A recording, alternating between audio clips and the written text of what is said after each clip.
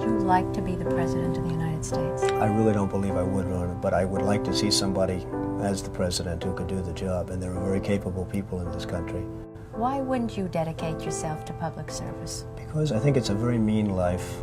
I would love and I would dedicate my life to this country, but I see it as being a mean life, and I also see it as somebody with strong views and somebody with the kind of views that are maybe a little bit unpopular, which may be right, but may be unpopular, wouldn't necessarily have a chance of getting elected against somebody with no great brain but a big smile. I know people have talked to you about whether or not you want to run. Would you ever? Probably not, but I do get tired of seeing the country ripped off. Why would you not? I just don't think I really have the inclination to do it. I love what I'm doing. I really like it. Also, it doesn't pay as well. No, it doesn't. But, you know, I just probably wouldn't do it, Oprah. But I do get tired of seeing what's happening with this country. And if it got so bad, I would never want to rule it out totally, because I really am tired of seeing what's happening with this country, how we're really making other people live like kings, and we're not. I think people, I don't know how your audience feels, but I think people are tired of seeing the United States ripped off. And I can't promise you everything, but I can tell you one thing: this country would make one hell of a lot of money from those people that for 25 years have taken advantage. It wouldn't be the way it's been, believe me. But you might be classified as an Eastern Republican. Fair? Well, I guess you could say that, yes. Which means kind of a Rockefeller, Chase Manhattan Republican? I never thought of it in those terms. How do you define it? Are you a Bush Republican? No, I think I'm really, the people that I do best with are the people that drive the taxis. You know, wealthy people don't like me because I'm competing against them all the time, and they don't like me, and I like to win. The fact is, I go down the streets of New York, and the people that really like me are the taxi drivers and the workers, etc., etc. I mean, I really get a great response. Why are you a Republican? I have no idea. I mean, I am a Republican because I just believe in certain principles of the Republican Party. You have flirted with the idea of politics. Now you're here at your first national convention. Does that get you interested in possibly making the plunge? Now you have to tell me something. Who told you I flirted? Well, I didn't know that I flirted with. Well, you took out full-page ads in the New York Times to talk about your foreign policy. Some people would say... I do feel very strongly about the country. I love the country. I know from a common-sense financial standpoint that something has to burst. When a country is losing billions and billions and billions of dollars a year, and when other countries are making hundreds of billions of dollars, something is going to burst, and it's going to start here. I know it. It's a question of when. Would you really like to take over and run the country as you have run your organization? I would much prefer that somebody else do it. I just don't know if the somebody else is there. I don't know if we have the kind of advocate that you need. We need major surgery. This country needs major surgery. Are you the surgeon? I think I do a fantastic job, but I really would prefer not doing it. I hope that somebody comes along who can be an advocate, and I think that somebody will be so popular, But you haven't seen it. He or she will be the most, but I don't see it now. I wish that person were there. I have never understood how somebody throughout this country didn't sue the United States government and have that overturned. I mean, you had people, investors, investing over a 10-year period for under a set of conditions. The rules were changed for the government, but they weren't changed for us. I mean, it was an incredible circumstance that happened. They changed the rules on taxes. I mean, you have some incredible situations where people guaranteed personally a stream of payments to be paid over a 10-year period based on a stream of tax benefits for perhaps a very good job, like a low-income housing development. Nothing wrong with that, a very positive thing. And after 2 years, they got wiped out with the taxes, and yet they still owed all of this money. And many of these people, most of these people, had to declare bankruptcy. They couldn't pay it. Well, I just hate what's happened to this country. We've gone to a country that's no longer respected. We're in a war that we should have never, and by the way, I'm worse than any hawk there is in terms of military and in terms of defending ourselves. But Saddam Hussein didn't knock down the World Trade Center. He had nothing to do with it. And there were no weapons of mass destruction. You know, nobody talks about the soldiers that are coming back with no arms and no legs. And I saw at Mar-a-Lago on Mondays, I make Mar-a-Lago my club that you know about. In Palm Beach. I make that twice now. On a Monday, I let returning Iraqi injured soldiers come to the premises. The most beautiful people I've ever seen, but they're missing arms and legs. They're with their wives. Sometimes they're with their girlfriends, and the tears are coming down the faces of these people. The head of 3M said that President Obama is anti-business. Do you get the same feeling that he does? I don't see him necessarily as anti-business. I think that he hasn't dealt with the people that you've dealt with and that I've dealt with. I deal with China, as an example, a lot. It is never easy. I just think it's ridiculous that we allow them to do what they're doing to this country with the manipulation of the currency that you write about and all of the other things that they do. And frankly, if I were them and if I could get away with it, I take my hat off to them, frankly. They do get away with it. The good news, Steve, our product is much better, but with the manipulation of their currency, it's very, very, very hard for our companies to compete.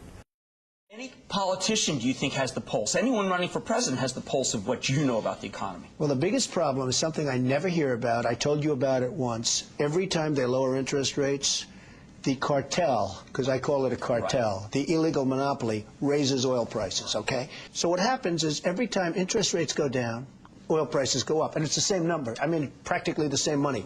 So they lower it, they raise it, they lower it, they raise it. Now you have oil that's close to 100, going to be over 100, and nobody in this country calls and says, get that damn oil price down. You get it down. But I have to tell you that our country is in serious, serious trouble. We owe $17 trillion. We have deficits that nobody can even comprehend. China, which I've been talking about for the last 5 years, they just devalued their currency. And the reason they did it, and everybody was surprised by it, was because our leadership is so weak and so pathetic that they can get away with it. And believe me, they're taking our jobs, and they're taking them big league. You look at other countries, they're all doing the same thing.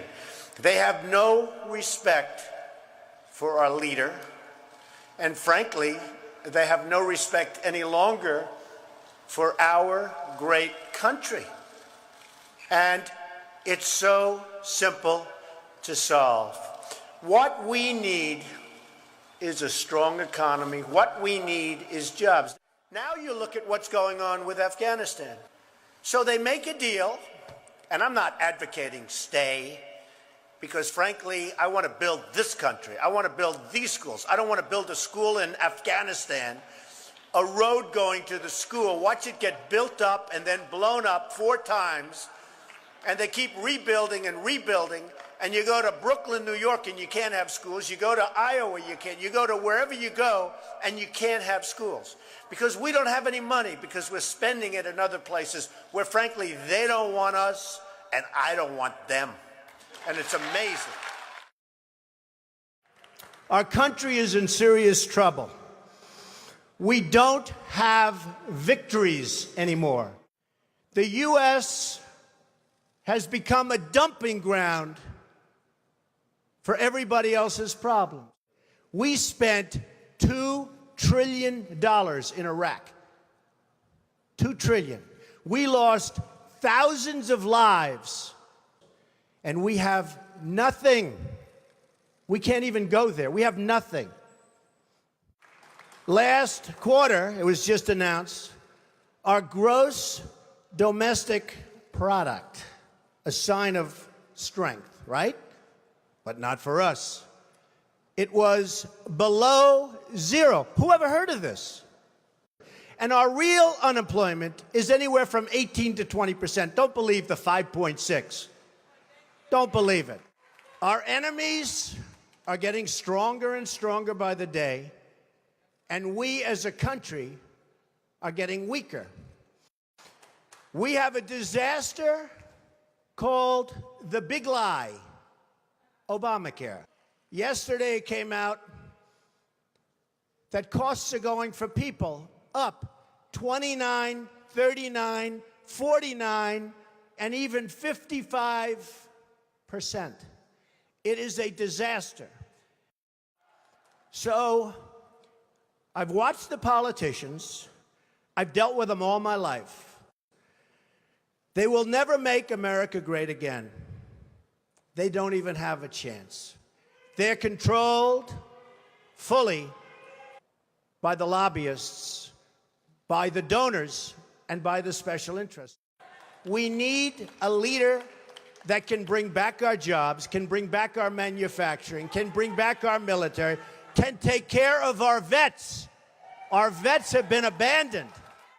We need somebody that can take the brand of the United States and make it great again. I will tell you, I love my life. I have a wonderful family. They're saying, Dad, you're going to do something that's going to be so tough. You know, all of my life I've heard that a truly successful person, a really, really successful person, and even modestly successful, cannot run for public office. Just can't happen. And yet that's the kind of mindset that you need to make this country great again. So, ladies and gentlemen, I am officially running for President of the United States, and we are going to make our country great again.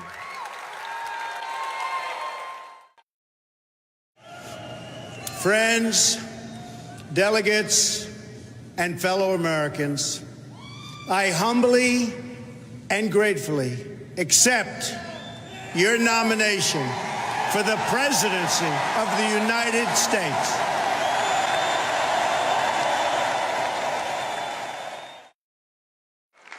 Working together, we will begin the urgent task of rebuilding our nation and renewing the American dream.